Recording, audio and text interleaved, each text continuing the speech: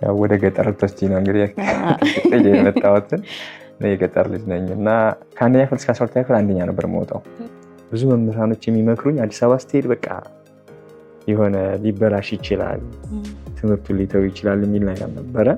የመጀመሪያዋን ቀን አስታውሳታለሁ። ይዞኝ የመጣው ልጅ እጄን ግጥም አድርጎ ዝጋ ይዞኝ በቃ ለምን እንደሆነ አላውቅም፣ እጄ በጣም አሞኝ ነው የደረስኩት ከአውቶቢስ ተራ እስከ ቤት እስከምደርስ ድረስ ማለት ነው። እና አጥንተሃል ሲባል ራሱ ያጠና ሰው አላጠናሁም ነው የሚለው። በጣም ይደብቃል የገጠር ልጅ። እዚህ ልጆች እንዳይተናኮሉህና እንዳያውቁብህ አለማወቅህም ማሳወቅ አለብህ እና ወደኋላ መቀመጥ አለብህ ብለው መከሩኝ። እንግዲህ እዛ ጎን ያሉት እንግዲህ በቃ ፀጉራቸው እንትን የሚሉ ልጆች ናቸው እና እነዛ ልጆች አንደኛ ሲወጡ የነበሩ ልጆች በጣም መጨነቅ ጀመሩ፣ መደናገጥ ጀመሩ። እና ምን ይሄ ራሱን የማይጠብቅ እንዴት ነው የምትጠርጠው አለ ማለት ነው። 40 ነበሩ እና ሁሉንም 40 እኔ ብቻ ነበርኩ ግቢ ውስጥ ያገኘሁት። በጣም ከሚያዝናኑኝ ነገሮች ትምህርት ነው።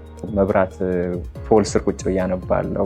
99.5 ነበረ እንትን ያመጣሁት እና ትምህርት ቤቱ በጣም ነበር የደነገጡት። እንደዚህ አይነት ይቻላሉ የሚል ነገር ማለት ነው። እና ኳስ ተጫውቼ አላውቅም። ከሽማግሌዎቹ ጋር ቁጭ ብሎ ዳር ላይ የሚቀመጡ ሽማግሌዎች አለ፣ ከእነሱ ጋር ቁጭ ብዬ ነው ወሬ የማወራው። እና እሑድ ቅዳሜ ሲመጣ በጣም የሚያስተክዘኝ ጊዜ ነው። በነገራችን ላይ ከጥበቃዎቹ ጋር በጣም ጥልቅ የሆነ ፍቅር ነበረኝ። በዚች እንትን አክታውን ተቀበልና ይዘህ መጥተህ እዚች በር ውስጥ ሳር ነገር አለ፣ እዚች ሳር ጋር አስቀምጣት እና ሄድ።